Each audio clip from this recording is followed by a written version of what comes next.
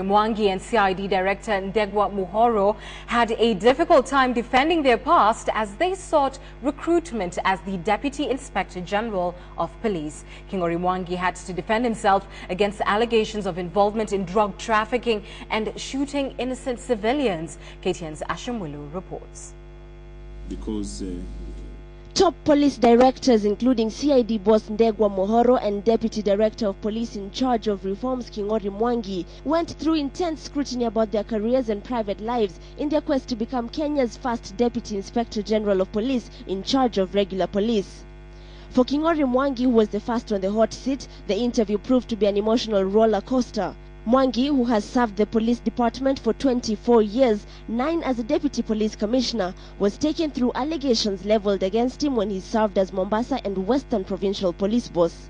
The National Police Service Commission took the former PPO through claims that he was involved in drug trafficking, murder of civilians during the post-election violence, as well as the controversial killing of 2 administration police officers in Western Kenya. I want to show you the kind of a man I am. I was shot here in 2003. I disarmed the one who shot me. I had a .38 special, which I also took out, but I couldn't bring myself to shoot him. I handed over both the pistols to a watchman, and then later on we arrested that man, took him to the Australia police station. That's the kind of a man I am with regard to firearms. I've never shot anybody in my life.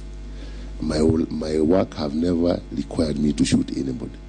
So, however, allow me to say, that man seemed to have an obsession with me. He wrote that letter.